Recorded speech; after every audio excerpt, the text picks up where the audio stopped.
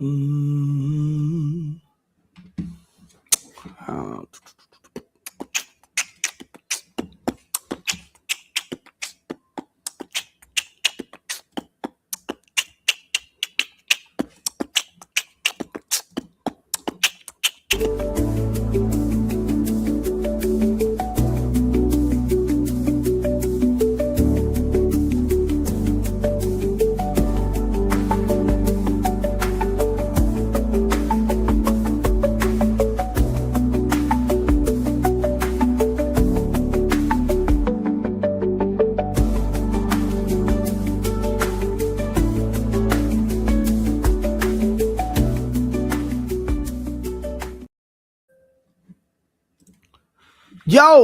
Yo, what is good, Crew Nation? Y'all already know it is your boy Jay on this beautiful Sunday night, fresh off the Super Bowl. Big congrats to the Seattle Seahawks. And honestly, that wasn't much of a Super Bowl. We all know while the score read, what was it, like 29-14 or something like that? That's not what the Super Bowl was about at all. That Super Bowl was over when that score read 20 or 19-0. That Super Bowl was over when the Patriots couldn't score a single field goal in the first half. That Super Bowl was over once they allowed the Seattle running back to get over, what do you have, over 150 yards, 135 yards, second most yards behind Terrell Davis, one of the GOATs when we talking about the Super Bowl. Like, man, that's crazy. Hey, what's good, Jay? Man, I'm good. Just out here in these Super Bowl streets. You know what it is.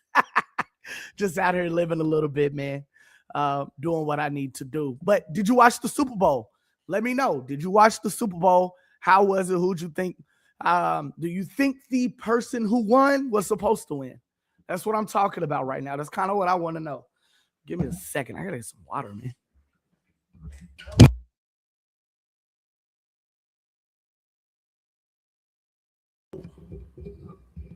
Ew. I gotta fix that.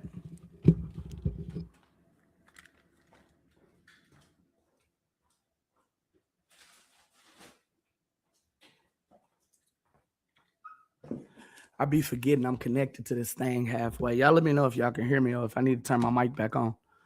Because I don't know. It came out. So let me look real quick. No, I don't want that. I don't want that. Here. Okay. Oh, we still in here then. Was rooting for the Seahawks. So here's the deal. I think a lot of people were rooting for the Seahawks. And this is exactly what the Patriot faithful get, or this is exactly what the Hall of Fame voters get for disrespecting Bill Belichick's and Robert Kraft's name like that. There is no way that you get allowed to win another Super Bowl. And I mean, I'm tying it to the voters, and I don't know if they got anything to do with the Patriots, but like, wasn't it awfully weird leading up to this? I mean, you got Tom Brady not saying who he's rooting for, Bill Belichick, who's an obvious Hall of Fame coach, being in a situation where he was not granted entry into the hall, clearly a first ballot Hall of Famer. And then Robert Kraft, when you're talking about as an owner, 6 Super Bowls, I want to say they've been to 10.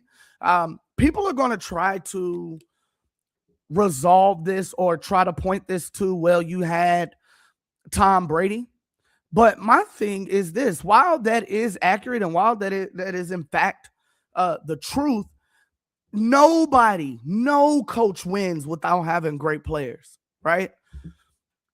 Michael Jordan or Phil Jackson, rather, is one of the most, or is the most winningest coach when we talk about winning NBA championships of all time. I believe Phil Jackson has somewhere like 11 championships. Is it 11? No. He has 6 with the Bulls and 5 with the Lakers. Yeah, 6 and 5, 11. He has 11 rings, okay? But while he is praised for how great he is as a coach, he doesn't receive that praise, that love, and that adoration without a Michael Jordan, without a Scottie Pippen, without a Shaq, without a Powell, without a Kobe, without an Andrew Bynum. He does not get that without that. Who was that won that championship in Cleveland? Tyronn Lue. Tyronn Lue is a great coach. We've seen him coach the who is it, the Clippers right now. We know that that's a whole mess going on with James Harden leaving, but we see that Tyronn Lue is a great coach, but Tyronn Lue don't do anything without having LeBron like that. That's obvious, right? While Steve Kerr is an excellent coach, Steve Kerr, and he is an NBA champion as a member of the Chicago Bulls with Michael Jordan. He doesn't get those ships without the Splash Brothers. He doesn't get those without at least Steph Curry. So if we are holding Belichick accountable or giving him an asterisk because he didn't win without Tom, and it is believed that he cannot win without Tom, then at that point it should go for everybody. But that's not the way. One thing that I do know that is different, and one of the things that I have found out and realizing what I'm watching, is that football and basketball is extremely different. The NBA and the NFL, while both are professional sports and they both get a lot of commercial time, they are extremely different. I'm not talking about the numbers when we talk about playoff games being watched and Super Bowl versus the NBA Finals.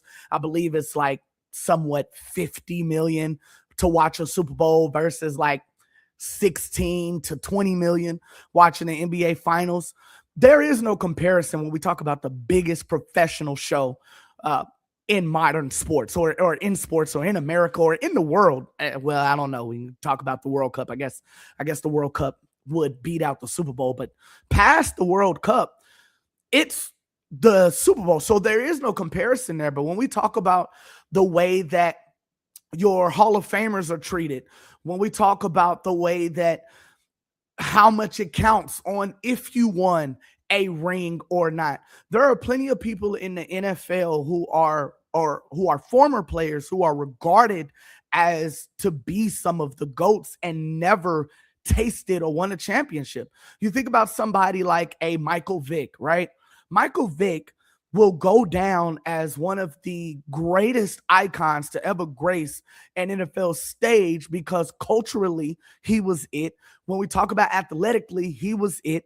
He was kind of the one that made the NFL adjust to his play style, Cam Newton as well, and all of that. So without having a ring, Dan Marino is one of these people as well. Without having a ring, he's still considered a legend. He's still considered a great. He's still probably going to get into the Hall. Is he not in the Hall yet? I don't even think he's there. The dog thing might mess him up. But for all intents and purposes, he's one of the ones that hasn't tasted a Super Bowl victory, has not tasted having a ring, and yet he's still considered a great. But you think about people like a Charles Barkley. Those who know NBA, those that actually know basketball will tell you that the round mound of rebound, Mr. Sir Charles Barkley, there is no comparison to what he brought and who he was. Mr. Charles Barkley is, in fact, an NBA legend who really gave people that work. But because he did not win a ring, he gets swept under the rug. People don't know or truly appreciate how great Charles Barkley was. But when we talk about the NFL and we talk about these pro players, it is not like that. And I think that has a lot to do with the NFL being the ultimate team sport. You can have a number one quarterback or one of the best quarterbacks in the league. However, if you do not have a good roster around him, it's not going to work out for you. We saw this happen with Josh Allen. Josh Allen went out there, best quarterback in the playoffs, yet because he didn't have a line, because he didn't have enough enough help, well, he was sitting at home. by no fault of his own. He could have did some better things. But the fact of the matter is that because football is the ultimate team sport, it takes more than one or two players to get you over that hump. You truly have to build a roster with very few holes. When we talk about the NBA and we talk about basketball, one, maybe two players can get you over the hump. People are going to tell you that you need a supporting cast. And in today's time, none are more valuable than a great role player. But a team full of role players is not going to get it done. You need an alpha. You need somebody who's in that MVP leaderboard. You need someone who's going to call out the team that when they need to be called. You need someone that when it's the fourth quarter, when it is the clutch moments, you need someone that you can call on and ride them for their victory. When we talk about the NFL, it is not the same. Yes, you need a quarterback that can deliver in clutch moments, but we've seen when we talk about Trent Dilfer and to a lesser degree and Eli Manning, when we talk about these people, they needed their team. They weren't the, jump out of the pan type of quarterbacks. They were the ultimate game managers, and they were able to win Super Bowls. In Eli's case, 2 Super Bowls, because it is a BBL Drizzy for the Seahawks. But yo, Crispy, what is good, my guy? How you doing, Con? Good to see you, my bro. But yeah, when we talk about people, or we talk about the NFL versus the NBA, it is extremely different. When we talk about the NFL, you have to have a solid defense if you want to win the Super Bowl. We just saw it with the Seahawks, right? That dark side defense, the second coming of the Legion of Boom, holding it. I don't care if you let them score in the fourth quarter. Quarters 1 through 3, no points, none, zilch, settle. Come on, man. That matters, but you still have to, on the other side, have a quarterback that can at least get first downs. You still have to, on the other side, have a quarterback that can at least put the ball in a playable position to where y'all have the area to get field goals. So proper quarterback play matters, but you have to have a coach or a play caller who knows how to draw this up and knows how to adjust within a game. You don't have to have a good coach. Tyronn Lue didn't have to do anything in the NBA. You have LeBron. Phil Jackson, his philosophies may be great. He may tell people or teach, how to play as a unit or how to get the most out of them. But come on, man. It's not really all about that. Give me a second. I got this weird glare and it is bothering the hell out of me. So let me see. I need to do something with my. I'll do this. This should work. Uh-oh. This should help me out. Oh, yeah. Here. Did I get it? I got it enough. But anyway. So when I say that these leagues and these positions are different, I mean it in that aspect. So big shouts out to the Seattle Seahawks for that W. One of the things that I'm finding out about professional sports as I continue to do a lot of research and a lot of digging is that professional sports aren't as pure as we want to believe that they are. I'm not talking about the doping. I'm not talking about, people taking certain things and getting suspended like a Paul George. I'm talking more or less about what we were taught growing up when we were playing sports in high school. And I mean, I don't know college. I didn't get to play in college, but I've heard about those playing in college. When we talk about professional sports, it is about the money. And I touched on this the last time that I streamed. A lot of people or a lot of organizations don't care about winning. They only care as long as people are showing up to the games, as long as people are paying their entry fees to get into the stadium, as long as merch is flying off the shelf, as long as TV networks are speaking on them. They could care less about actually winning ships because they're making their money. Well, what is winning a championship going to do for them? I am a Dallas Cowboys fan, and I do not believe that Jerry Jones cares about winning a Super Bowl. Not for real. Nor does he care about winning in the playoffs. Not for real. He's America's team. He was able to bust down the door and create his own lane and create his own sponsorships and create his own version of NIL and have different things like that. He has Jerry's World, which is a stadium that is utilized for much more than just the Dallas Cowboys. And I know that's with multiple stadiums across the league, but we're not talking about all the stadiums. We're talking about AT&T Stadium. Jerry does not care. Jerry's pockets will continue to be fat. And for the fan, it sucks because we still ride on and he comes and he gives us his little run around to the point where we believe it and we suck it up for another year. And then we become delusional again for another year after that and after that and after that. And I like to say that I am a Cowboys fan, but I'm a Cowboys realist, and I understand what it's going to be. And when I say I'm starting to notice that these professional sports are more about entertainment, we understand the TV deals and the radio deals and the sponsorships and the partnerships and everything that they have going, people sponsoring the league completely. When we talk about Nike and the NFL, and we talk about Nike and the NBA, different things like that. We understand that all of this, getting in bed with the networks, the NFL and ESPN now have a partnership. We understand that this all helps grow the game, and it's all about what can we profit out of this. But as a player, as an athlete, the things that I'm starting to find out is really bothering me.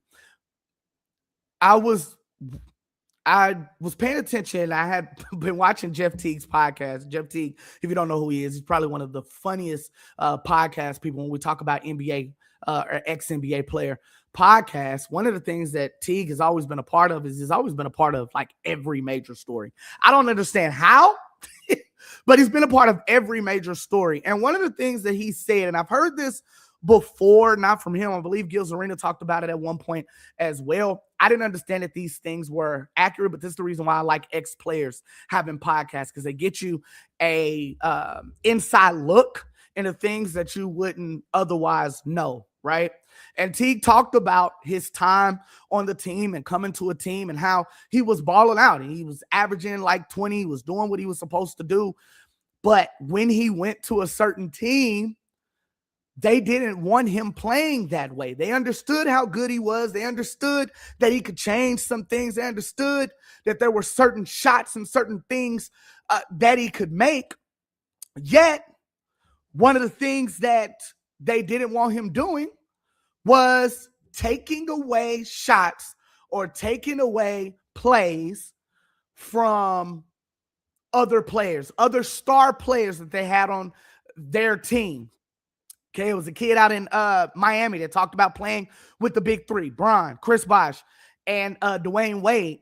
And he comes down, he does everything that he's supposed to do. He throws up a floater, and Coach Spo pulls him to the side and is like, hey, what are you doing? He's like, I'm making a shot. I'm doing what I'm supposed to do. I'm playing. I'm hooping. And Spo is like, you see that over there?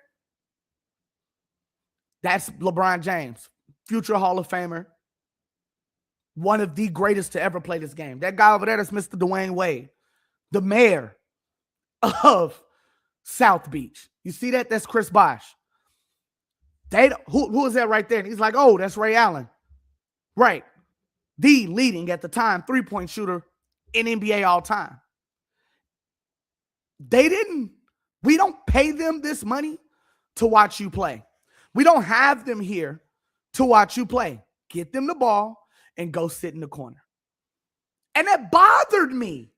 As an athlete, as someone who believes in the purity of the game, as someone that believes when you have the best shot, you take it. It doesn't matter if it's the first guy, if it's the number one option from being a starter, or if it's the 12th guy on the bench. If you have the open shot and it is a good shot and it is within the offense, you take it.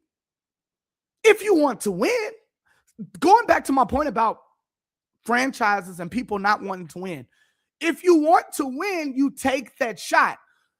But you have to understand everything is in business. Now, I haven't heard these things happening in the NFL. I believe they happen in a totally different way. But because the NFL or football in general is the ultimate team sport, you got to have a good center to be able to hike it to the Pro Bowl quarterback, to be able to throw it to the Pro Bowl wide receiver, to be able to get on defense where that Pro Bowl defensive line and that Pro Bowl linebacker and those Pro Bowl cornerbacks and that Pro Bowl safety is able to make play. Like, it takes everybody, and that future Hall of Fame head coach you have to have one to call the right plays to put people in the right positions. Like, with the NFL or with football being the ultimate team sport, I still believe some of the owners don't care about winning. But at least if Sam Darnold throws it to a replacement tight end who came in just because somebody just got injured and they've never had a snap in the game in the past 2 years, the reason he can throw it to that person and it not be frowned upon is because it's the ultimate team sport. We're trying to get a first down, which is going to lead to a touchdown, which is going to lead to wins, which is going to lead to the playoffs, which is going to lead ultimately to the Super Bowl. Do what you have to do to make that happen. Maybe it's because the game is a bit more violent. I'll take that. But I still haven't seen the things that I'm coming across when it comes to the NBA. But again, it's making me realize that professional sports, at least American professional sports, is all about the entertainment aspect. Now, I understand that if you give or you put an investment in on something, you expect a return on that investment. Jeff Teague was talking about how he went through and the coach literally pulled him to the side and started going through each player's salary. Hey, man, that man makes $14 million. That man right there, he makes $10 million. That man right there makes $9 million. And you're on a rookie deal, or you're on a 10-day contract where we're paying you $1 million or we're paying you $350,000. The hooper in me is like, okay, yeah, you paying me $350,000, but you got to steal. I can do that. I can make the difference on this team. I can give the added oomph that they're looking for. But again, the coach is like, yeah, we don't pay them that to watch you hoop. We don't pay you $350,000 to hoop. We pay you $350,000 to be here for support, to clap, to get up when the starters come over, and to stand over in that corner to be ready for the kick out if they get cinco team. What is five? Quintuplets? Is that what it is? No. Let me see. A duo, a trio, triplets, triple team, quadruple team. Is it duplet team? I don't know. But the point is, that is the only time that they're going to throw you the ball. And then you need to hold it until they get open for you to pass it back, right? In most cases, for NBA teams, it's not a big deal because the people that they are paying this big money to are worth it. When we talk about, I'm a Thunder fan from Oklahoma, don't get it twisted, defended champs. When we talk about somebody like a Shai Gilgeous-Alexander, he shows up in clutch moments. He's constantly putting great output into the game, giving great energy, and they're paying him handsomely for it. So the guy that's 12th man on the bench that we just grabbed from the G League for a 10-day contract, like, yeah, man. But the thing that's crazy with the Thunder is that our entire bench probably could start somewhere else. Cason Wallace, AJ Mitchell, Cade Cunningham that we just got that I think is going to be a great addition. Alex Caruso. Like, these people that we have could be big pieces on a whole nother squad. Yet they're playing backup or second fiddle to Shai, and rightly so. Me personally, I don't want to be watching them play without watching Shai. But this is still very surprising to me because, again, the hooper in me, the person in me, the dog in me, the competitor in me says that when I come here, when we speak on sports, the best player plays. The best cohesiveness. They always love to talk about team chemistry. The best team chemistry wins in the starting rotation. Oh, this guy plays with this guy well. I know that this guy's going to get this guy the ball. I know that this guy's going to be able to move without the ball. He's a great rebounder. So this core group of 5 people should be out there on the floor. I understand that the person that's 6th or 7th on the bench is a better shooter than the person that we have 3rd or 4th on the starting lineup. But I don't need them on the floor right now because they're going to take shots away or force things that don't need to be forced. Basketball-wise, basketball IQ-wise, yeah, that makes perfect sense. But when you really start getting into it and you understand that it's all about the business, that it's all about the dollar, that it's all about the people that are selling those tickets,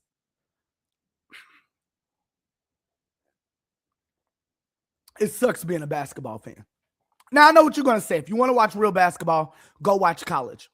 If you want to watch real basketball, go watch, high school or whatever. Maybe go watch the G League, right? Because that's real basketball. But the NBA, while I love the NBA and I'm pleasantly entertained by the NBA every time I watch, not just because my Thunder are former champions, I had to say that again, but the NBA at one point in time obviously was an aspiration of mine, and so I just naturally grew to basketball and I love it. But as I am preparing my child to be able to go to the league, whether that be the NBA or the NFL, I'm not liking the way that a lot of these things are. The advantages that people have because they have access, right? They always say those that have access. The funny thing is a lot of people that are in the NBA now are people who had the private training, are people who had the access, are people whose parents are coaches and people who work in facilities in the NBA, are people who were in the NBA, so they have access to the best trainers and they know what to do. Some people are going to say this is an excuse. Can people still come up out the mud? Yes, people can still come up out the mud. But what do you hear a lot of these people backgrounds? What do you hear where they went to high school at? Oh, they went to a prep school. They went to a prep college. Why? Because that is where the money is. That is where they can get access, the training facilities, the good, playing good, getting the national exposure. All of those people, none of those kids do you hardly ever hear about going to a public school. And why is that? Sure, some white person winded up coming out and seeing somebody hooping on a public team and said, hey, I'll pay for your scholarship. I'll pay for everything. You just need to come on and just help us win as a booster. We'll just help us win this championship and your visibility and everything else will be the same. There are plenty of people that hoop in the Rucker that are better than Jordan, that are better than Bron, that are better than Anthony Edwards, that are better than these people out here. Steph Curry, there might be a shooter out there better than Steph Curry. I mean, some would argue Caitlin Clark is very close, but these people that are out there, because they don't have access, are not in a league or they didn't make it. And so that then further goes to it's about the dollar. You mean to tell me that I can't get proper training and I can't get proper medical attention and I can't get proper I don't know I can't have these things because I don't have the access? I mean, we live in a class, a society where people are constantly placed in classes, and that is a lot more than just trying to figure out what we have in America. That has a lot to do with, or telling, that is very telling of what people can do, what they are able to see. Again, there are plenty of people who have had success coming up out the mud, getting it their own, and just a desire to win and make it. But those stories, while very inspirational, are few and far in between. The story that is more common is the kid that went to the private school, that grew up in the suburbs, and they were able to make it out and have the access and have the connections. Even some of your favorite NBA players or favorite NFL players grew up in that type of environment. Even if in high school they may have went to a public high school, but when they got to college or when they who are headed towards college, or even while they were in that public high school, they had the access to be able to be what and who they are. No hate. It's just the fact. The training sessions, right? The support system for the training sessions, being able to pay the trainer to come over and just get the kid while they work on other things, having access to the colleges up the street. And hey, I know your dad. Yeah, you can come and hoop with us. It sucks. The playing field is not level. And this is more true for the realization when these people go into the NBA and they find out that it's not all it's cracked up to be. Like I said, a father of an athlete at this current moment, and a very good athlete, I might add. And if y'all don't believe me, go and subscribe to the B Kids channel. That is B.KIDZ. And I have a few videos of my son up there doing what he does best, and that's showing out. He's like that for real. So he has the talent, but does he have the access? He has the determination. He has a supportive father and someone who is going to be out there with him every step of the way. He's like this because we as a unit go and do work in the summer, not paying anybody, but getting out there in the mud and in the ground and doing it ourselves, going to the community gyms and practicing shooting, spending hours in the gym, practicing shooting and dribble moves and reading a defense. This is what we're doing. This is what I'm doing with my free time. But it would be much easier if we had the cash to just be like, hey, you know what you're supposed to do at 5:30, drop them off, and hey, we'll be back. But to find out that these things live on even through the NBA, again, the NBA is a business. It is its own entity. As a matter of fact, the NBA is damn near its own world when we really think about it. Like there's this giant sphere, this giant bubble that is the NBA, and they commission and govern everything inside that bubble with little interference from the outside world. So they too have a class, a societal hierarchy. There are people in the NBA making money that really probably like, why are y'all paying them this much money? Why? What's just because you have it? Yet there are people that come in there, do what they do, show that they clearly can do what they need to do. And because you're paying other people on the roster X amount of dollars, and their face is the face that is selling the tickets. Like, I get the Bron thing, right? Because Bron isn't just selling tickets in LA. Bron is selling tickets for the NBA. Bron is one that he is the face of the NBA and will be probably still the face once he leaves, at least for a couple years. And he is the one that has essentially caked for the NBA and carried it through some of his hardest times. So Bron getting that love, I'm okay with that. Steph, the greatest shooter of all time, getting that love, I'm okay with that. Wembanyama, he hasn't really earned it yet, but hey. But anybody else? Draymond? Even, I would even say as a fan of the Thunder, even a J-Dub, the only one that I believe deserves that type of what's the word? Autonomy. The only person that deserves that type of autonomy is Shea. Everybody else, hey man, and that's the reason why. Let me point this out. That's the reason why the Thunder are as good as they are. That's the reason why the Spurs were as good as they were. You knew that Timmy D was the team. You knew that Timmy D was the Spurs. But it was Manu. It was Tony. It was the ones that could feel the gap. Bruce Bowen. Those were the ones that got to be who they were. Hey, man, Tim ain't open. Fine, I'm going to take this three. Oh, he ain't open. Well, let's work it around here until he does get open. That's when I felt basketball, the NBA, professional sports were pure. Now I'm getting all these stories and I'm from the people that were actually in this locker rooms and understand that there are politics in everything, guys. We know this. Everything has politics. No matter where you go, no matter what you do, no matter who you are, There are politics in everything. Everybody has a boss. Everybody has somebody that they have to come under, even those in politics. So I'm not saying that this is something that I'm surprised to see. But when we talk about sports, guys, when we talk about the pureness of sports, not daddy ball, not oh yeah, that's his nephew or that's his guy's son, so he gon' not none of that. I believe my son has earned each and everything that he has gotten. He came in as a running back for his team and wound up becoming the quarterback because of his ability.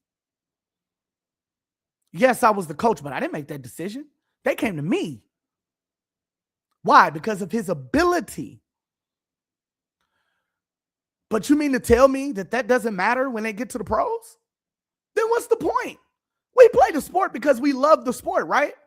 And in a lot of cases, that love for the sport and the dedication that we put in grows into being a lifestyle, or grows into being something that you could eat off of.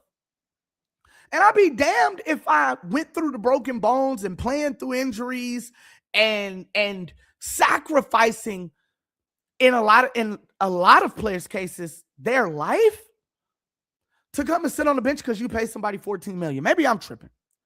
Why don't y'all tell me? Let me know if I'm tripping. Let me know if that's just the way it is. Let me know if this is things that you have noticed, or maybe things that you have put into question as you see these things moving forward. But as I said, man, this is crazy. And I had no idea that money messes up everything. Money messes up everything. But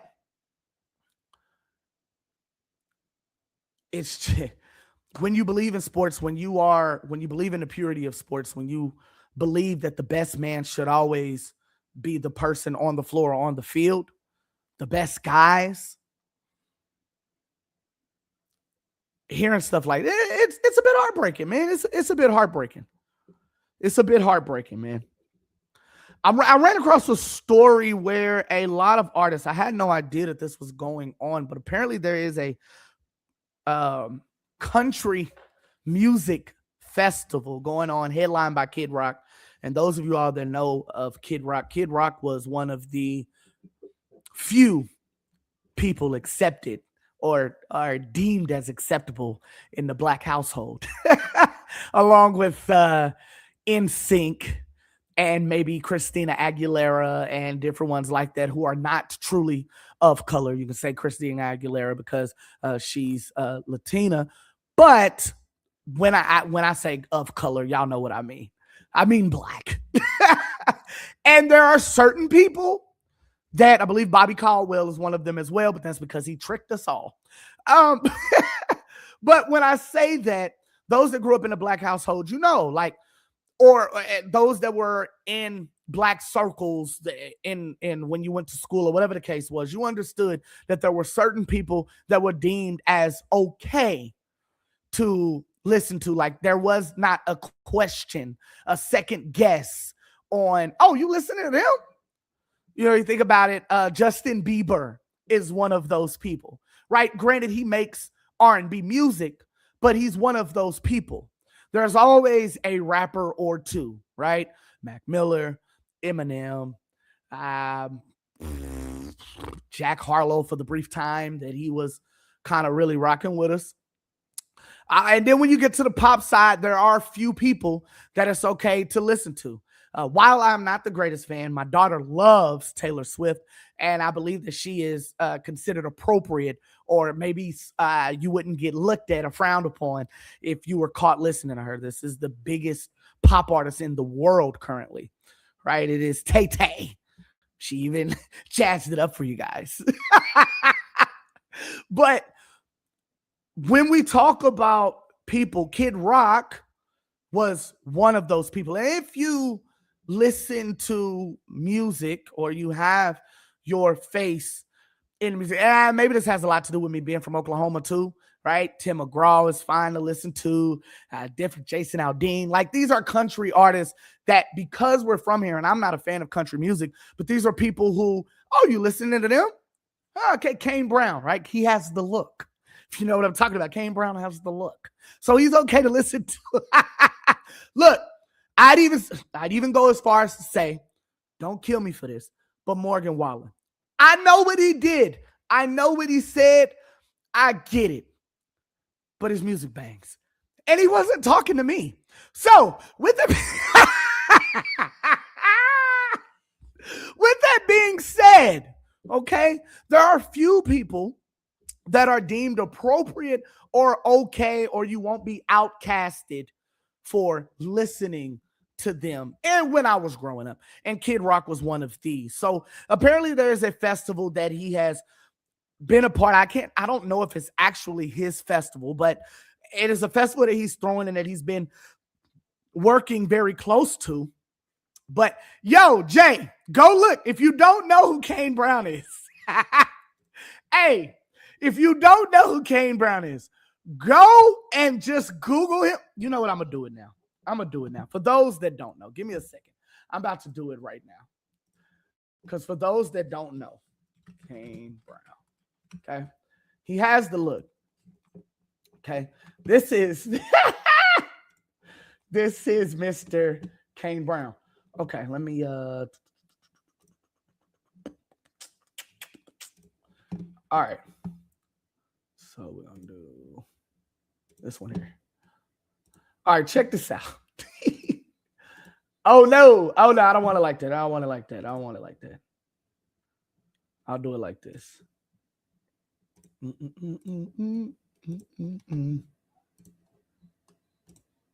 Is that it? What we got? Yeah, there we go. There we go. All right, so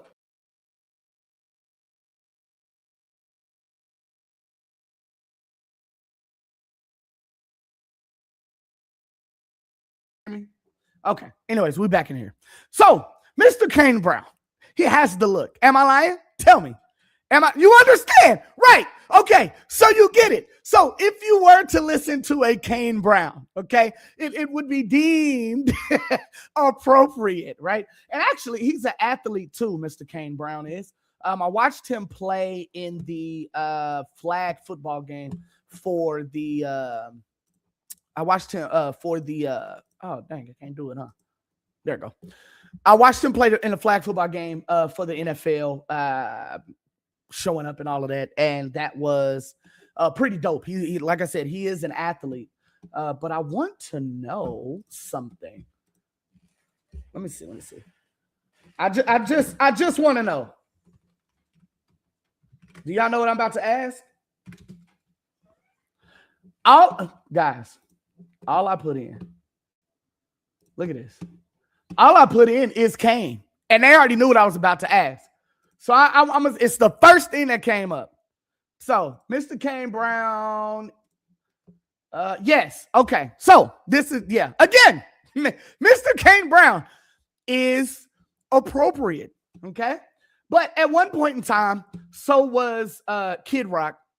So he has been someone that Black people have constantly paid attention to, and someone that that I have I ain't really just went out and listened to his music, but I'm like, oh, it's Kid Rock. Hey, big Kid Rock, you won something. Hey, good job, kid. Good job, Mr. Rock. So with that being said, there's a festival that he's throwing where he had a lot of people, Ludacris at one time, and there are a lot of people pulling out of it due to the fact of what it looks like, how people are taking it, kind of what it's representing and what it's being tied to. This country music festival, and I know that my camera went off, but I will make sure to put that back on in just a second. But can y'all hear me? Yeah, y'all can hear me, right? Okay. While I do this. Oh, y'all give me a second. Don't run off. Give me a second, y'all.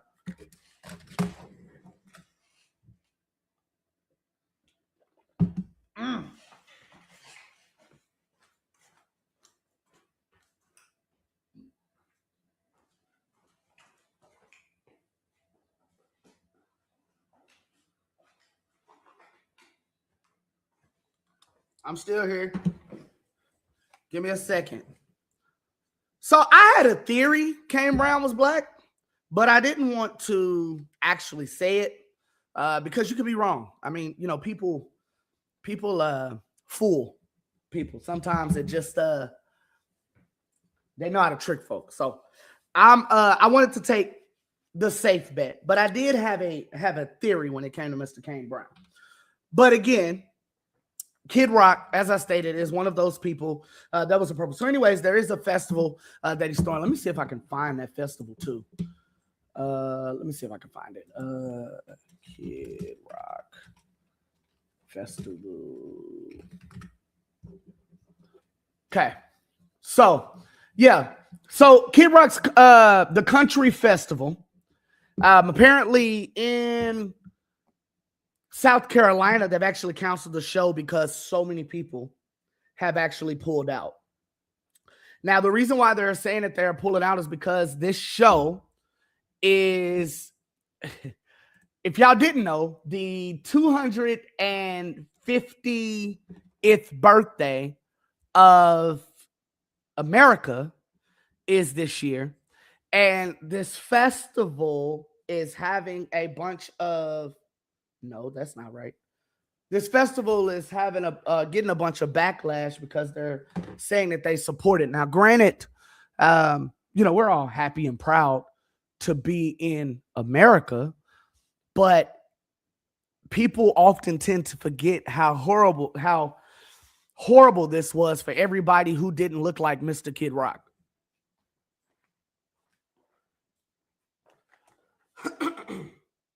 So, what did I do with it?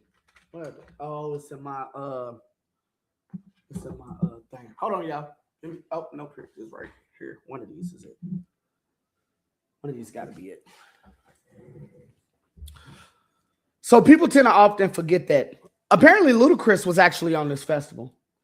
Now, his representation claims that they had no idea that he was on this festival and that somebody did it without his permission, and so they just got out of it.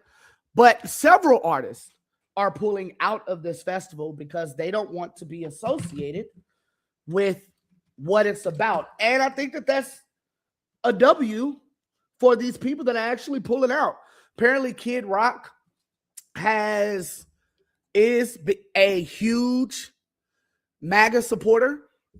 And everybody knows with everything that's going on right now, those people aren't having the greatest time right now.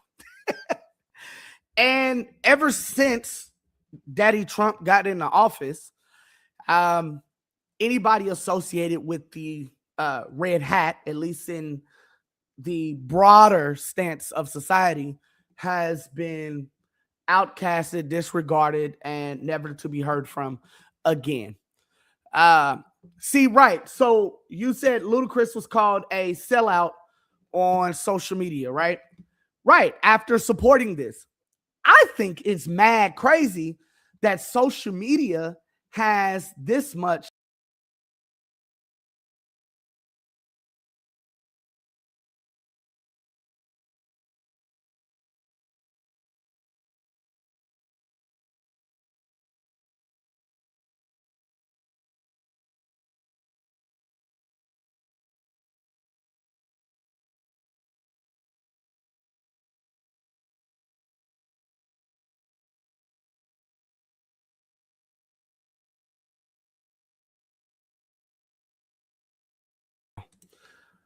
There we go. We're back in here.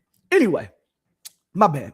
So Ludacris was called a sellout. I think it's crazy that they are able to, that social media is able to make people change. And I say I hate it. In situations like this, it's cool, I guess, right? If they are trying to get this canceled for whatever reason, they feel like that they're getting it canceled, then fine. People who shouldn't be in certain positions or shouldn't be having certain things happen, or people who think that they have gotten away with heinous crimes or things like that. Yes, social media has done an excellent job at getting people they're just desserts, right? The R. Kelly situation doesn't happen without social media, right? The Epstein situation, which a lot of people are still calling for certain things to be revealed, doesn't happen without social media, right?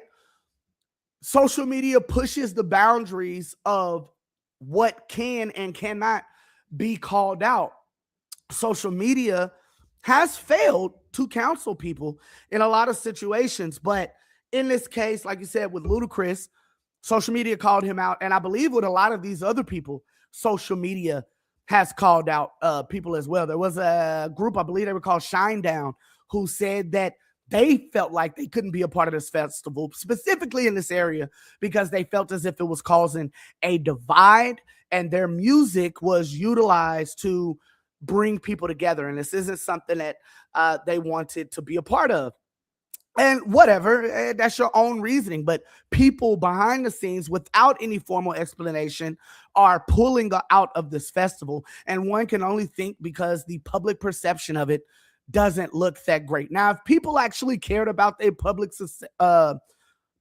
image a bit more, maybe things wouldn't be so bad. But because people feel like they are powerful enough to get past that public perception, because they want to do what they want to do regardless of what is going on, then at that point, public perception, or the way that social media kind of calls them out, does not matter to them in the slightest at all.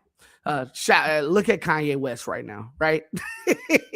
Been banned from the Grammys, and he continued to act the way that he's acted in the past. My brother tells me that he can't continue to give Kanye West a pass. I think it's because he's never been a true fan to begin with. But he said he can't continue to give Kanye West a pass for the way that he's acting. So fast forward, when we talk about this concert or this festival or whatever the case is, you can't just keep going and acting as if everything is okay and acting as if this isn't a bad look when it clearly is. And so the people who were running the show in South Carolina came out and just decided to cancel the show. I don't know if it's because it was too close and they just felt like they wasn't going to be able to fill these spots fast enough. I mean, it's hella artists on there, so I'm sure if somebody just got a longer set, nobody would really care. But when it comes to the fact of people calling this out, saying that it's leaning a little bit too far, MAGA, yeah, you should probably reconsider some things. I understand that we all want to be a man of our own convictions. I understand that we all want to be a person who follows their own code and is true to their code. But sometimes the masses are right. Sometimes, not all the time, but sometimes the masses are right. And it would behoove you to pay attention to this and kind of get on the right side of that. Because what does this do later on? It can have an adverse effect where it actually goes against you and people start to fall off, much like my brother when it comes to Kanye. People start to fall off because they just can't get with it no more. People's own values and people's own codes and people's own, traditions or what have you, what those things are.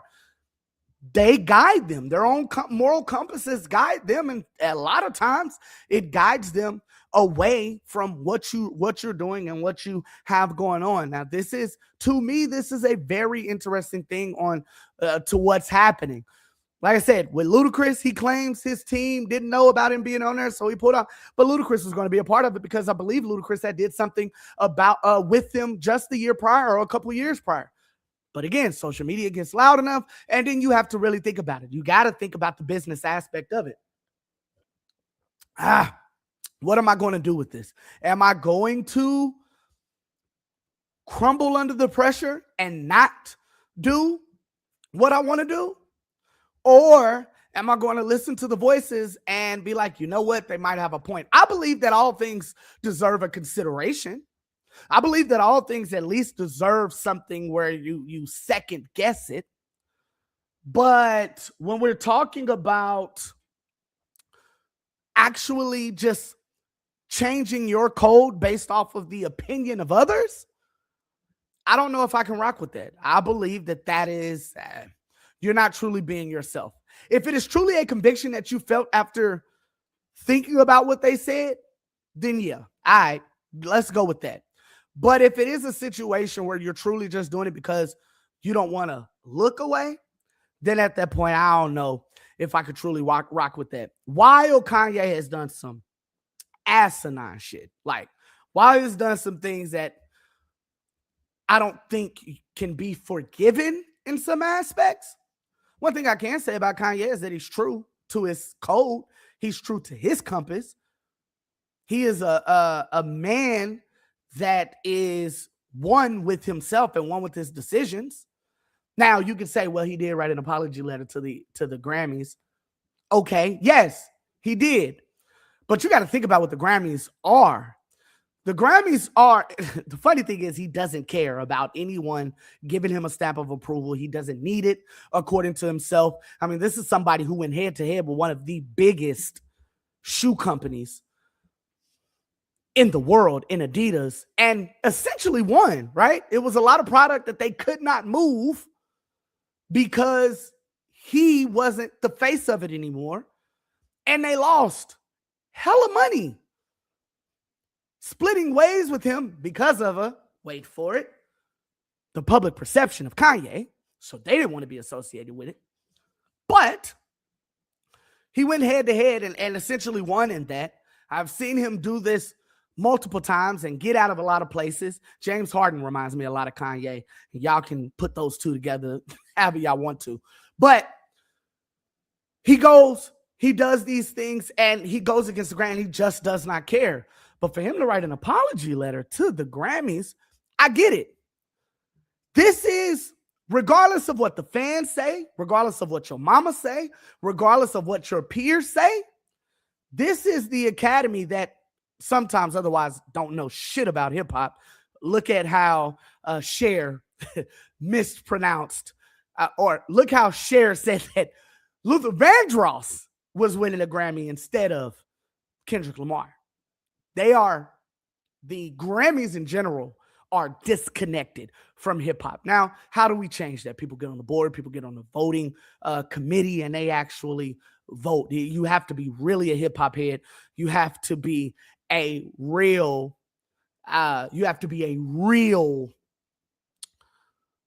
you need to know hip hop. They should have, maybe they do have X artists on there. Maybe they just be hating. Hip hop is one of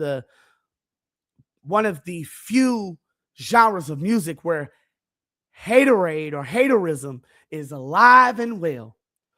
It is, okay? So, with that being said, I mean, maybe it is people in there hating on other people and not giving the just dues and not doing a lot of that. But Kanye still wants the approval. That is why he wrote an apology letter. Why? Because the ultimate stamp of approval for your music is the Grammys. I don't know if Will Smith, did he write an apology? I think he did write an apology letter to the Oscars. Will Smith ain't never got to go to the Oscars again and he'd be okay. But the reason he wrote an apology letter, one, is because he probably felt embarrassed, but two, because the Oscars are the ultimate stamp of approval. You can go to the Sundance Music Festival. You can go to the Daytime Emmys, which actually for daytime TV, the Daytime Emmys is the ultimate stamp of approval. But you can go to a lot of these other things, and it's not the Oscars.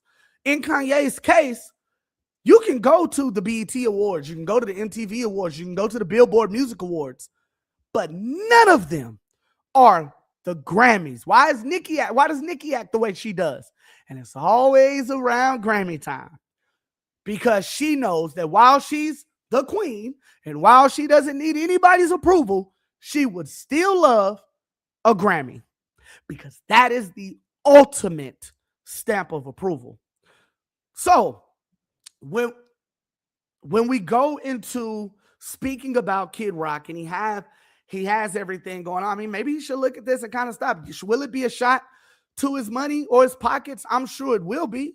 But when you have a lot of people pulling out and they're saying it's because of your association, and they're saying because it's no longer looking like a festival, it's no longer looking like a celebration of country music, it's looking like a celebration of MAGA, it's looking like a celebration of Team Trump, it's looking like a celebration for the Trump administration.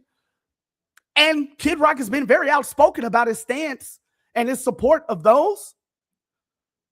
I mean, you gotta look at it and be like, hey, is this really what I want? Maybe you don't care.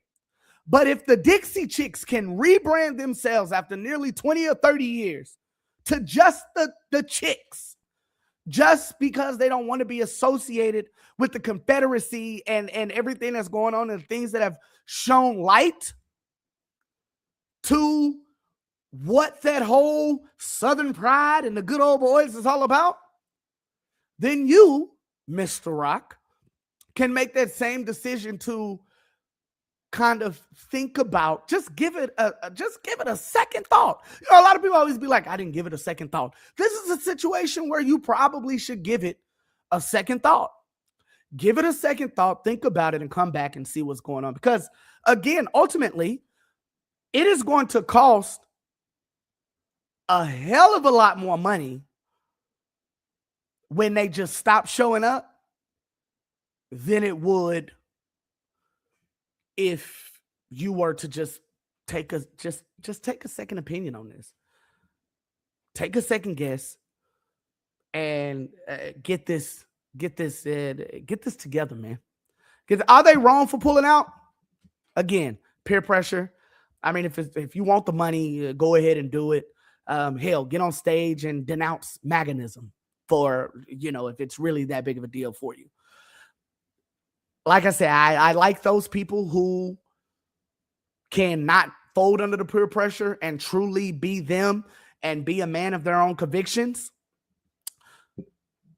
But I think that they got a good point of not wanting to be associated with this. Country music within itself is already considered in a lot of people's eyes as foundationally racist.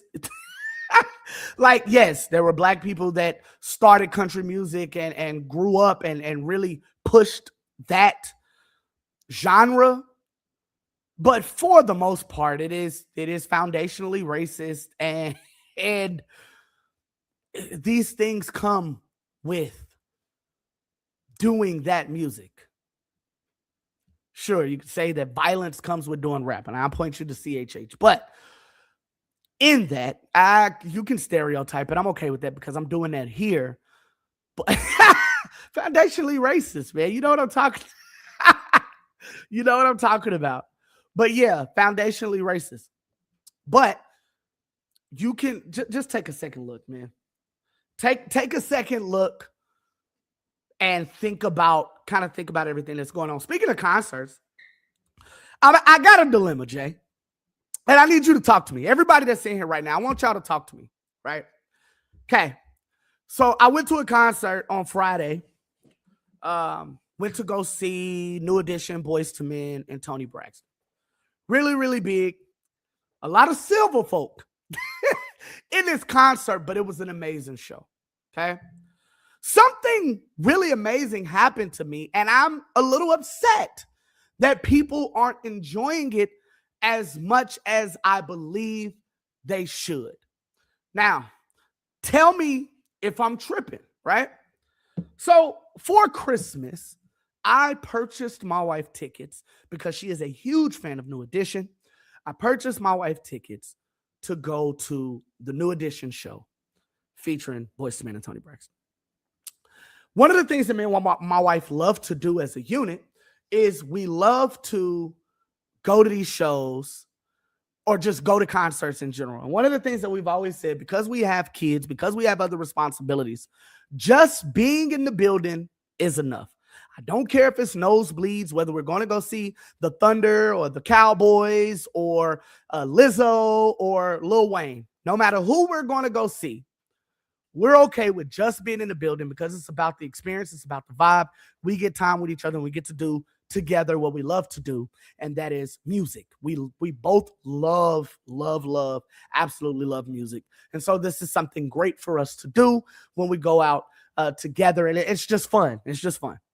So we've had a couple concerts where we've just been in the building and it wasn't that big of a deal. So when we go to this concert, I looked at our seats when I bought them, but it was like 2 months prior. And when we get there, the show isn't sold out for whatever reason. Doesn't matter to me. I'm there to have a good time.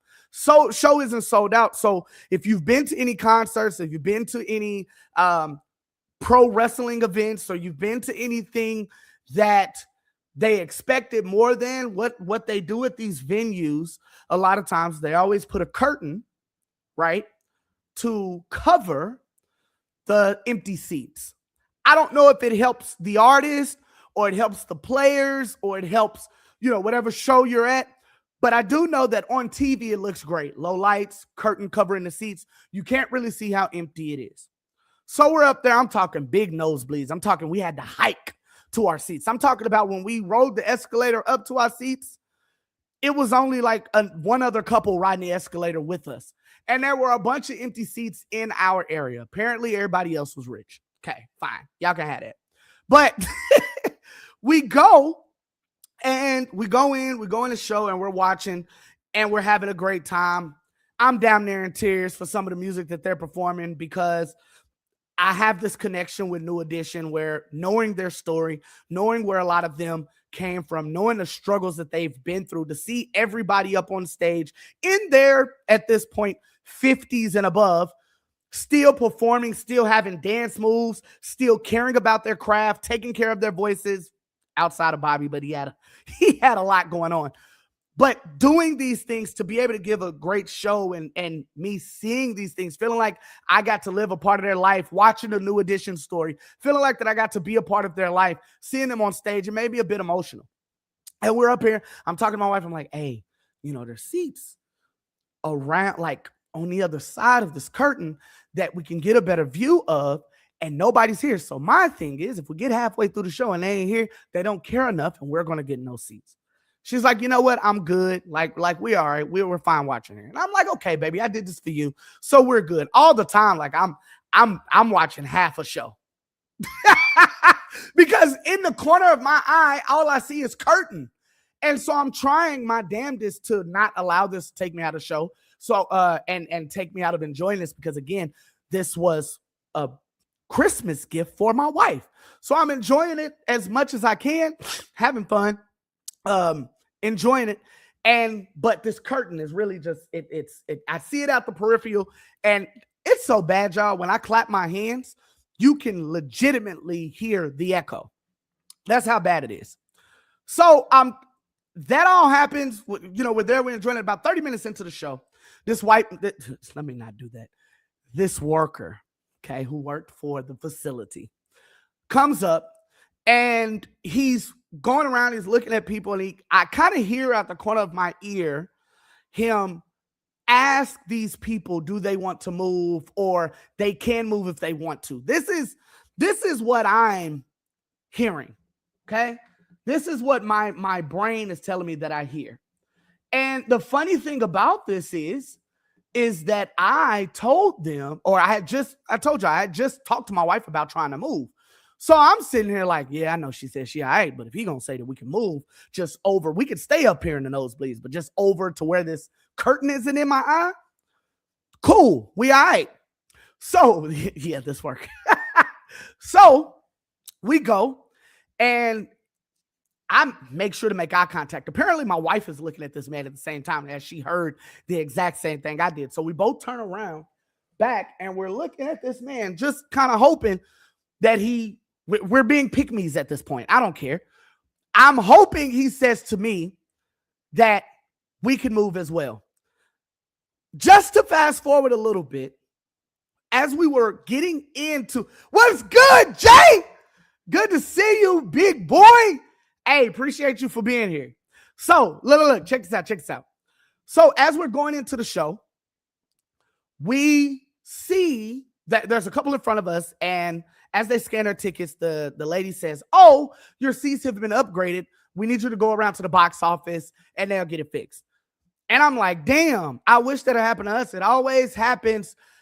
Always the bridesmaid, never the bride, right? That is what I'm saying at this point. Always, always the bridesmaid, never the bride. I always see these things happen. And I'm like, man, I wish that could happen to us. My wife said she heard it too. So anyways, we're going fast forward 30 minutes in. This man comes up and he asks them that. We make the eye contact with the man and he's about to walk off. But as he sees both of us looking at him, he comes back and he says, hey, would you guys like to sit next to the stage? You said what? I didn't, I'm going to bring it up, did not second guess this at all. Yes, 1,000 times yes. Funny thing is, we had a couple that was sitting next to us that we was laughing and joking all through the show, cracking up, making fun of different things. Wanye and his spin, that was hilarious. But we're cracking up on everything. And the moment that guy told us that we had them tickets, I didn't even know them people. Nope, I didn't know them people. Oh, you want to sit at the... Yes. Let me tell you how crazy this was. So he's like, all right, here's 2 tickets. Y'all are going to sit. Y'all go down there and go sit. We're like, bet. We grab all our stuff. We're running down. I'm trying to make sure my wife doesn't trip down the steps because I'm going so fast because I want to be able to catch the rest of this show. In my head, I'm thinking like, well, a lot of the show done already passed. We're probably only going to get like 10, 15 minutes of the show, but at least we're going to be next to the stage. Sure. Right. So I go out. We go out to the outside and the lights is out there so I can actually see what tickets, and the tickets say FL, like for floor. I'm like, oh shit, we're on the floor. So it says the tickets say that for the floor, and we go and we're trying to find it. So we jump on the elevator that they have in the Paycom Center and we go down to the first floor because that's the floor to us, right? I've already told y'all, if we're in the building, we're good. We go to the elevator, we go and find this man. Oh, we're looking. We're walking around. I'm like, man, how in the world? So we go and find another worker. We go and find him, and it's a black guy, and we're like, hey, how do we get in here? He's like, oh, you're on the floor. He said, y'all got to take this elevator. Matter of fact, and I swear it was God. I promise that, and I'll tell you why in a second. But it's like, go around this elevator and take it down to the floor. I'm like, well, we on the floor. We're on the first floor. When you press the button in the elevator, it say G for ground. Okay? So we're at ground. What you mean? He's like, nah, you need to go. So we go over there and we're looking around. We find the elevator he's talking about, but I still I don't know what this man is talking about. There's only one other level past G and it's E. If it was floor, maybe it would say FL or whatever. I don't want to go down here and be in this freight elevator. And now all these workers is looking at us because we don't know where the hell we going or what the fuck we doing, right? So I'm sitting I'm like, all right. We need to ask somebody. So we asked the lady who's selling beer, and she's like, oh, no, you need to go down and press E. E? You sure? Yeah, press E. Y'all, I press E. Now, it's for event level. See, us common folk don't know what that means. It says event level. So we go down, and, it is the way that we were treated was totally different. When we found our seats in the nosebleeds, we had to ask somebody how to get there. And the lady, she wasn't even paying attention to us. We had to tap her on the shoulder. And she's like, oh, yeah, your seats are up there. Very kind lady. Very helpful when we asked. But then we were kind of walking up. She was just happy to see New Edition. She was screaming and yelling and everything. Okay, they are like that. But then when we went down to the floor level, right this way, sir. Oh, let me see your ticket. Oh, no problem. You're just going to walk down this hall, hang a left, and you're gonna go right through those doors. When I tell y'all, being down here is so different, y'all. I got pictures, or I have video to show y'all what this looked like. And on the edited version of this, or when I repurpose this for a long form video, I will show y'all what it actually looked like down there. Suites, cushion chairs. No. Lazy boys. This ain't even in the event.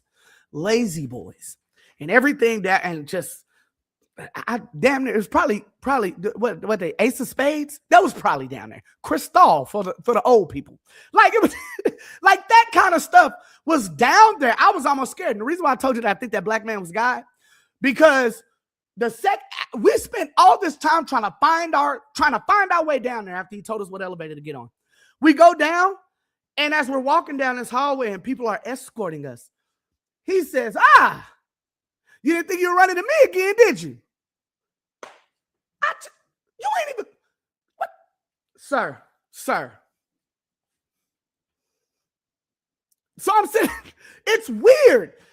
And as we get there, they're like, okay, guys, we want you to know that there's a bar here and there's a bar there. And if you go around here, you can get you some food and then, just go around there and get in. Okay, cool. As we walk down to the floor level, guys, the energy is swelling like a balloon expands. That's what's happening to the energy at this moment. We're walking in, still don't even know what the hell. And in this area, in this floor area, there are, let me see. So we were in 1P. So I'll say there probably are, and we was in ones, there probably were, I'll call it 10. There probably were 10 floor sections, okay, of about, let's call it, because nothing really ever goes to Z. I do always see P, L, M, and N.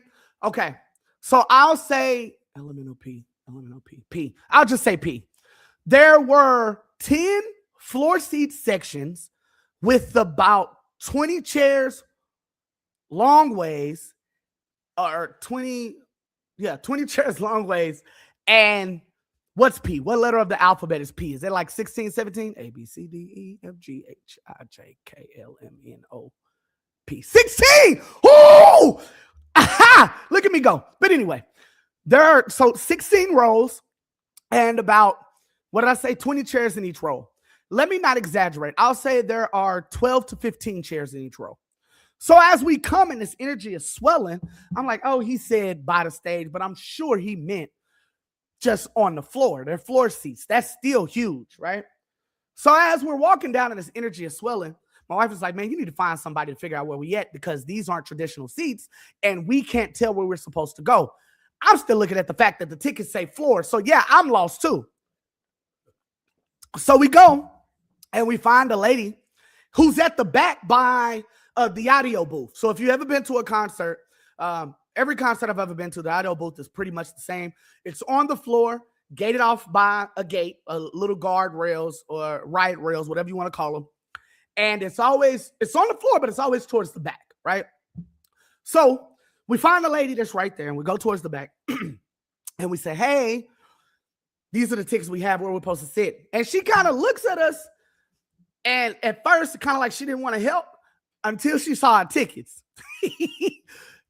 Look, I understand that there is always a hierarchy, and the people that got the money always get treated better. I get it, but I didn't expect it like this. So as we go to her, and she's kind of like bothered by me asking her until I show her what ticket. She said, oh, she said, well, I'm just watching this place for somebody. I can't move, but let me show you. And she pulls out this map. Do I have? I do. I'm going to show y'all this map. Look, see this? This is what I use when I'm coaching basketball. But I'm going to show y'all this map just so y'all can see what I'm talking about. So she pulls out this map, right? And this booth is like here, okay?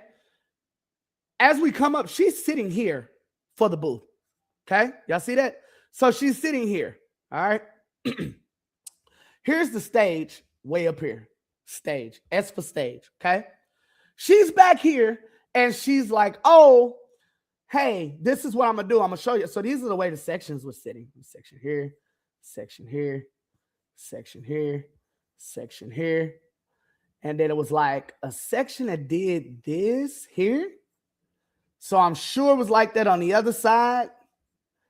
And there's always a place to walk, so it's separated. It was a few people here, not that many. But then you had a section here and then a section here. It was probably something like this, y'all. Just follow me. For the basis of the story, just follow me, okay? So it looks like this. And she's like, hey, this is this section, but section 1 is here. So I'm like, cool. Are you sure? She's like, yeah. So what you're going to do, you're going to walk past all of this. There's going to be a second security guard here. a second one, right? Because they don't want no niggas just randomly coming up there. There's going to be a second security guard here. Can y'all see that? There it is. A second security guard here, and just ask them where you're supposed to sit. I'm like, damn, this is what it's like. All right. So we go and we walk up here and we just do. We just walk, and we get here. Mind you, on the way here, I'm looking at our tickets and they're saying like seat. They're like row P, seat 1 and 2, right? So I'm sitting here like, all right, we probably up here before we got to this lady. I'm thinking our seats might be in this area. I didn't even think that this was an area. Like I didn't.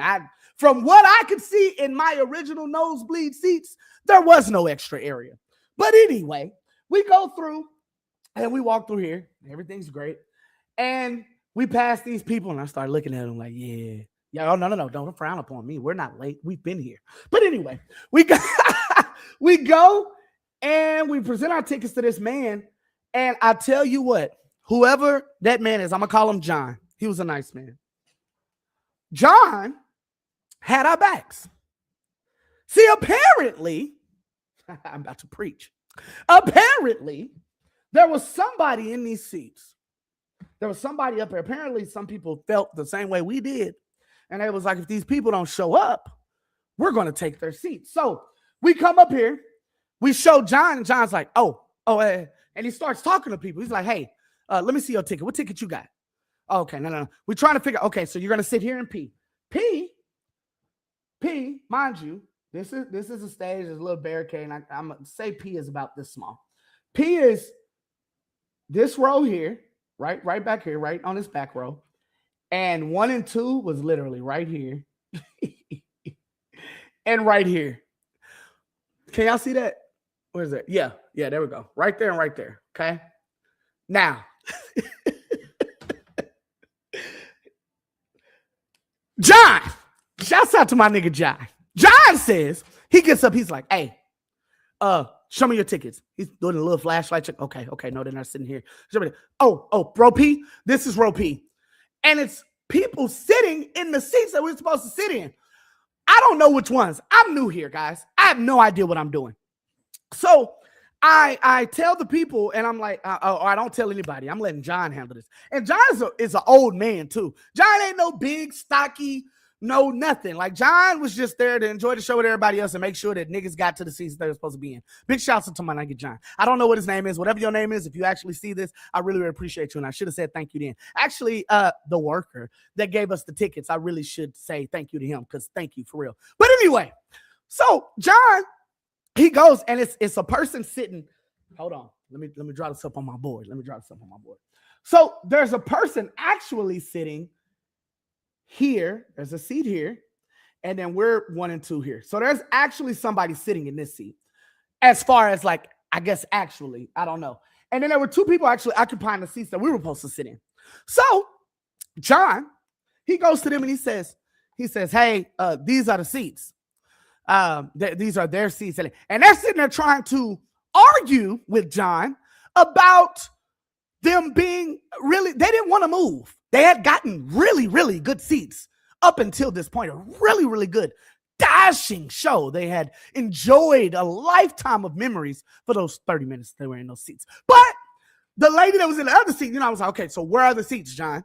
Are they right here? And I'm pointing at where the lady is sitting. She's like, no, that's my seat. Like, this is how she says it. And I'm kind of thinking to myself, I'm like, you know what? Had I paid for those seats, I would act that way too. So I get it. She's like, no, these are my seats. This is my seat. Yo, we're not even talking about your seat. The ones next to you, these people that you became friends with while you were at this concert, those people. And John's like, hey, move along, move around, get to the side. Here you go. Talking. Thank you, John. We get there, and I mean, it was a total different experience. I can't even begin to describe what it sounded like down there. And I will give y'all a comparison in just a second. But we're there and we're enjoying it.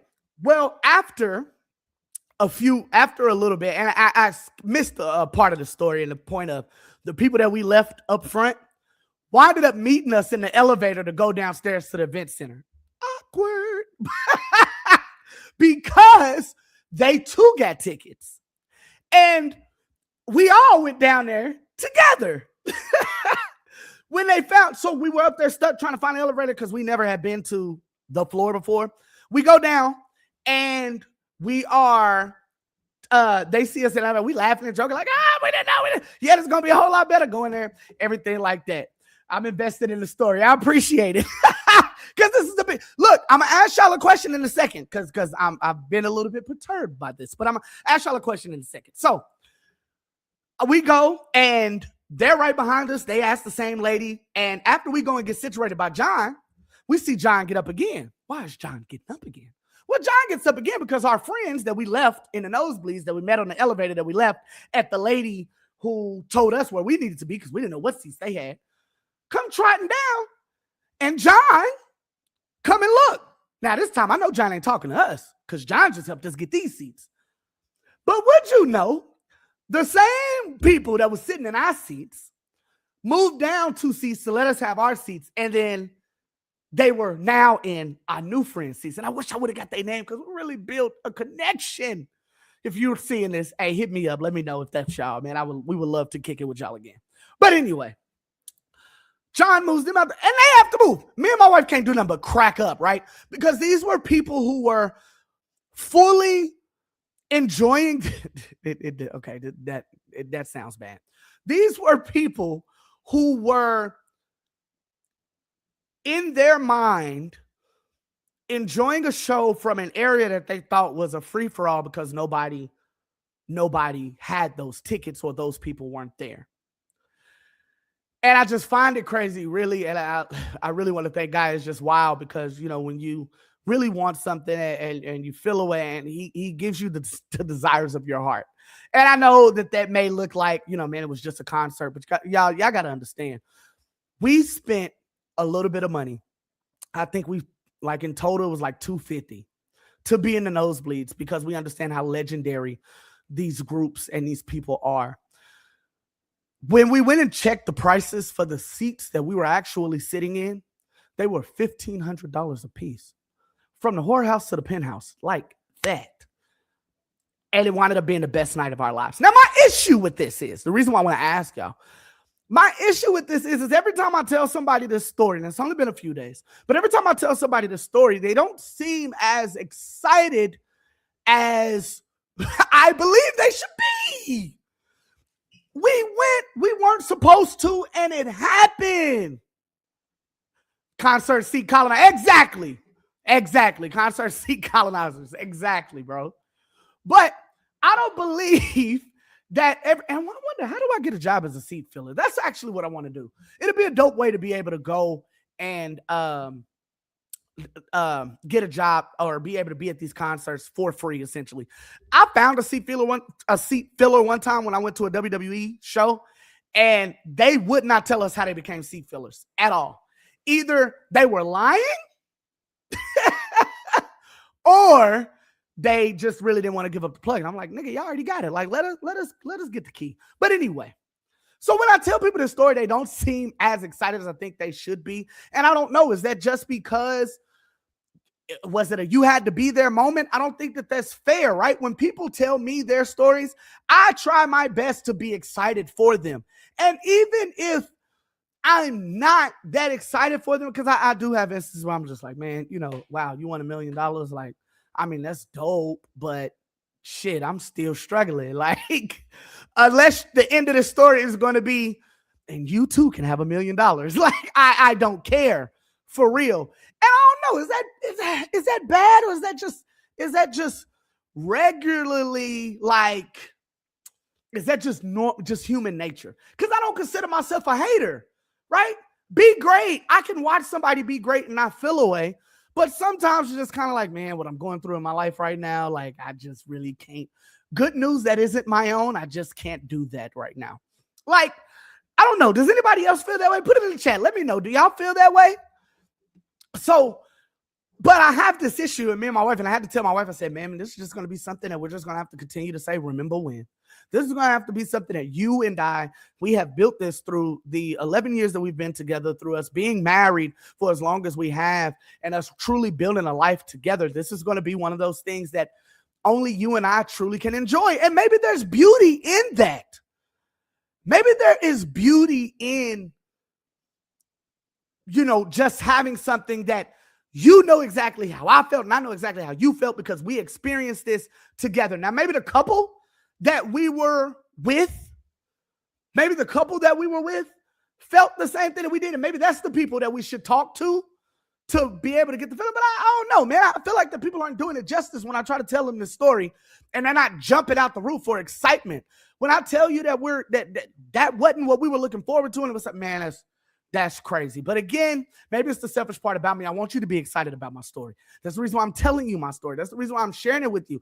I care enough about you, or I think enough about you that I believe you will get this at the point that I get it and enjoy it in the way that it's supposed to be enjoyed. I shared this with you because I believe you are worth it for me to share it with you. And as I'm saying this, I'm like, damn, maybe that's what other people felt when they were telling me things. You know what I'm saying? Maybe that's what it is. And maybe I should have that same, how I want people to feel now about my story. I should start feeling that way about other people's story. Okay, so maybe that is the real lesson here, right? But I still just believe people should be a bit more excited for us. For that happen. I mean, we've tried telling family members, we've tried telling friends, we've tried telling siblings, and they just don't. They just don't get it. I don't know, man. I don't know. It's it's wild. 3 bands for 2 seats is brazy. Okay, so check this out though. But is it worth it? Listen to me. Now, I told you I was going to give y'all a comparison, and that's what I'm about to do. I enjoyed the story already, man. Hey, I thought the story was great. But so when I tell y'all that I'm going to compare, so while I was up there, I told you I had the curtain in my eye. I was doing the Fetty Wap. It was definitely Fetty Wapping it up there. Some of the artists sounded off key. Now, this comes from being involved with music all my life. My dad being a choir director. We always had music going on around us. And I have a specific ear where I'm able to hear certain things that a lot of other people aren't able to hear. I'm constantly in the car telling people, man, did you hear that? Did you hear that? And they're like, nah. They don't hear what I hear. So where we were, so I can hear things that other people can't hear. But anyways, where we were, a lot of people sounded off key. I realized Wanya was probably doing, I'm caught say his name specifically. He gave an excellent performance. I don't think anybody in R&B can run better than Wanya, musical terms. When we talk about the lead singer of Boyz II Men, essentially they all can sing. But the one that was considered, the front man. I realized that he did it to already be in a key for when the song went up, so he didn't have to stress. Okay, one of the things that he had an issue with when they first were becoming a group, when his voice started to change, it was very a self-conscious thing for him, and they gave him the confidence to keep going, and that's kind of what he did. But there was a situation where it was difficult for him, so maybe he's still battling it, but whatever. Anyway. A lot of people sounded off key. You heard the reverb horribly. It didn't sound like everything was in sync. Anytime they would talk, it sounded like their mouths were like super close to the mic. And all you heard, you didn't even hear them. What you were hearing and what you were able to make up was the echo. Now, I went to Lizzo's concert at the BOK Center, and it wasn't like that, and we had nosebleed seats.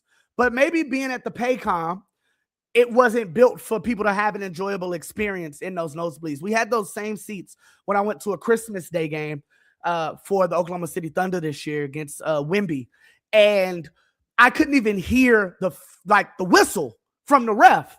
So it is a difference being up that high. It is a totally different experience. When we switch seats, I believe it's worth it. Priceless experience. since it was free, especially because it was free. But when we went down to those seats, I told y'all the energy, it was just swelling.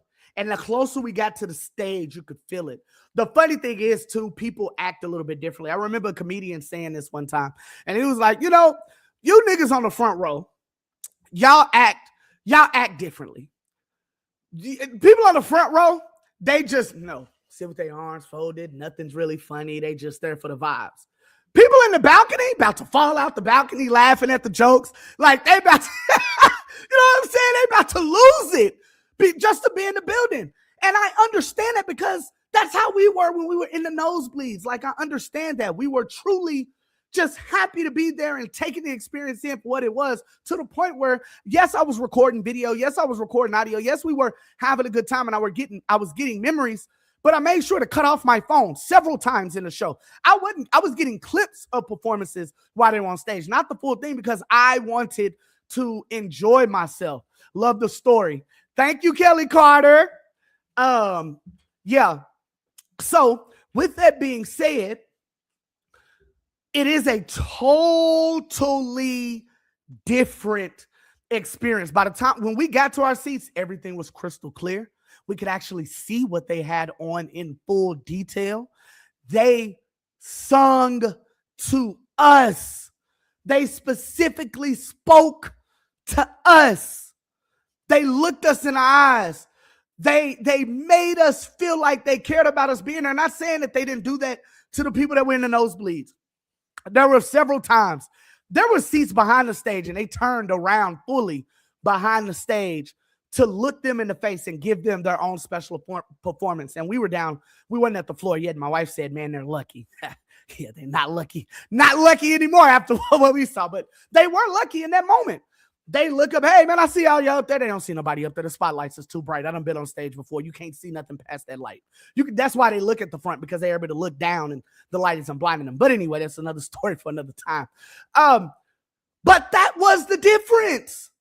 And you got to see the emotion on their face. The crazy part about it is the Paycom Center did a good job at having a Jumbotron that you could see them on. But because of the way that we were sitting and I was doing my best Fetty Wap impression, not only was it hard to see the Jumbotron, but the fixtures to hang up the Jumbotron was in the way of the Jumbotron because we were so far up. Had we been a little bit far down, you would be able to see underneath that and see the Jumbotron fully. I wasn't complaining at the moment. I'm complaining about it now because we already had our experience, but I wasn't complaining at the moment. But that was an issue. You couldn't fully try to see. As a matter of fact, I showed my kids how far we were, and they laughed.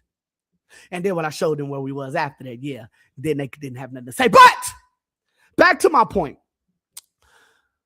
The music was different. It felt different. We felt like we were a part of the show and truly, having an experience that was built for us. Mind you, this was also free for us. Worth the price of admission for sure, but the experience we got to have based off of some niggas that didn't want to show up, hey, I appreciate it. And I wanted to say that they didn't show up because he had the tickets, the hard tickets in hand. So I guess they just didn't sell. Whatever. Sorry for all of y'all that paid the $1,500 to get down there. Sucks to be you. Not at all, because you got to experience the same thing I did, and y'all didn't know that we got those seats for free. And I'm beyond grateful for that. I won't laugh in the face of people who've paid their good money to do that. I've paid the good money. We paid really good money to go see. We didn't sit on the floor, but to go see Janet Jackson. To go see Wayne, though, that was pricey. To go be in club seats to see WWE, that was expensive. So I've done it before. Not of that magnitude, but I've done it before. So I understand the drive and the dedication and what it takes to purchase those seats. But this was just a moment that I got to have with my wife, and it was a special moment, one that we didn't plan, spontaneous. I didn't even want to go home. I didn't even want to go home. For what? I wanted that day to live on forever. And it didn't. But that was the difference. There is a different experience. not built for the nosebleed ass seats. Exactly. Hey, I'll say this. Depending on the venue, you can still enjoy a show from the nosebleed seat. I'm just telling you from experience. Going to go see Lizzo, nosebleed seats. We saw Lizzo and Lotto. Nosebleed seats. It was probably one of the best experiences from being in that spot that I probably could ever imagine. So, and she put on a hell of a show too. So, with that being said, like it can be it. When I first went to see a WWE show, we saw it for the first time, nosebleed seats. It sucks because you definitely can tell the difference. The closer to the ring or the closer to the stage you get, you can really tell the difference.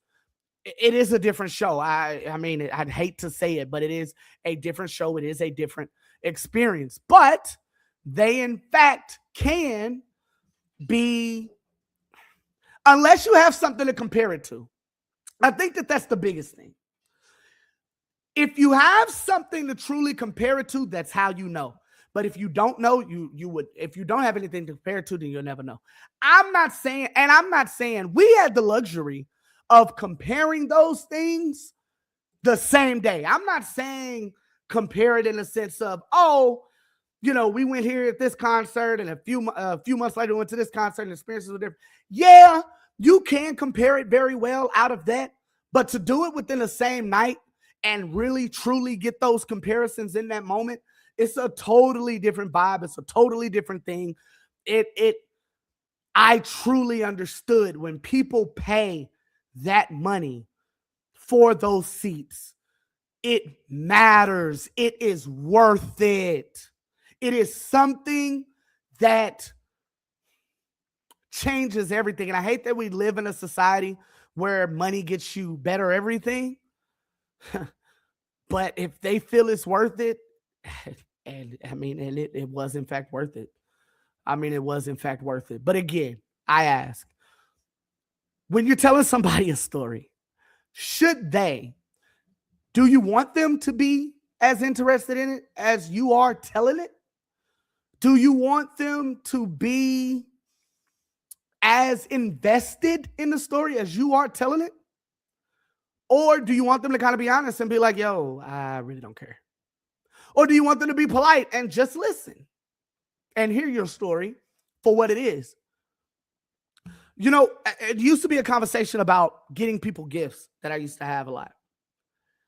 And people would always say, well, I'm not getting them anything because they're not getting me anything. Oh, I got them something last time and they didn't get me anything. And I used to say a lot that it's not about that. You did that out of the goodness of your heart because you thought of them, and you can't be mad at them for not expecting, or you can't be mad at them for not being proactive and getting you something just because they didn't know you was going to get them anything.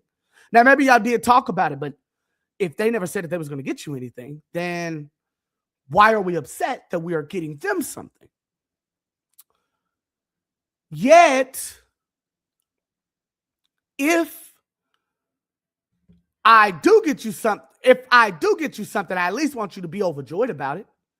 I at least would like you to act as if this is the greatest gift you've ever gotten.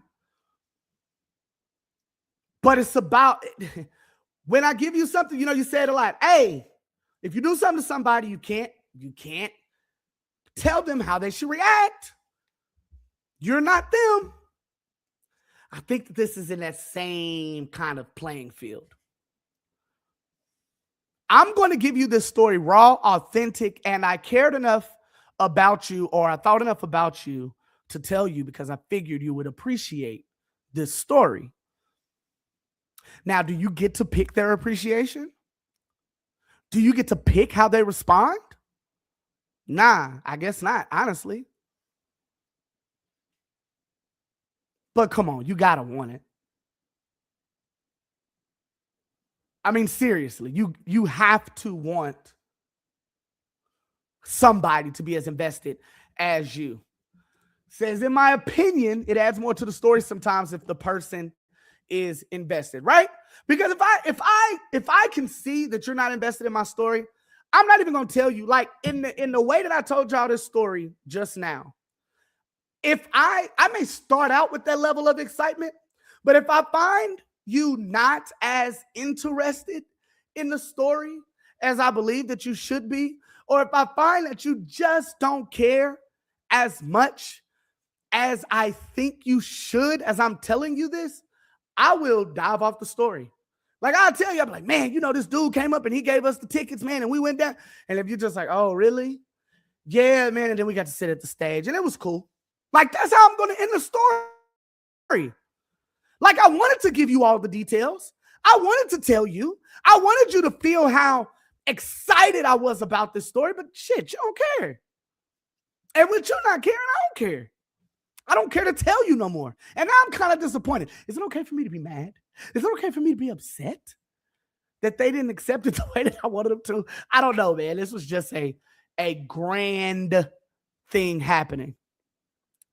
And it's just, Jay, come on, bro. When I tell people about the Eagles winning Super Bowl 2027, I want them to be as hyped as I was.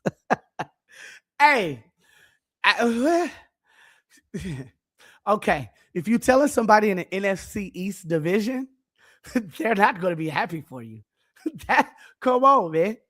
Come on. I'm telling people, in my instance, I'm telling people that didn't care to go to the show or that wasn't planning on going to the show. That's something great happened to me. I don't get to have these stories very often. So when I do, like I never was the guy, you know, back in the day, people used to always have these stories where they walked around and they found money on the ground. And this was just such a huge thing for them. And they found $20 here and $5 here and $1 here. I'm like, dang, for real? Then I'll be like, dang, I wish I could find some money on the ground. Never could. I mean, I might have found $1. I might have found some quarters for sure, but it wasn't nothing like $20. Like I remember hearing a story from one of my best friends, and he was like, yeah, you know, this person just came over to us and said, God told us to give you this money. I ain't had no story like that. I wish.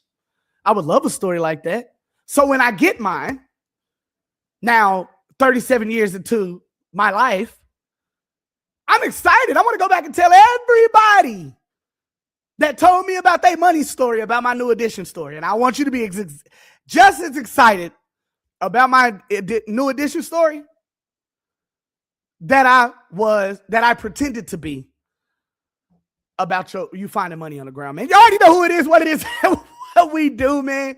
It is your boy Jay, man. Y'all let me know. Do y'all have a story like this? Put it in the comments, man. I appreciate all y'all for kicking it with your boy tonight, man. Just impromptu. I love y'all, man. Y'all know what it is, and y'all know where we are. Come back next time.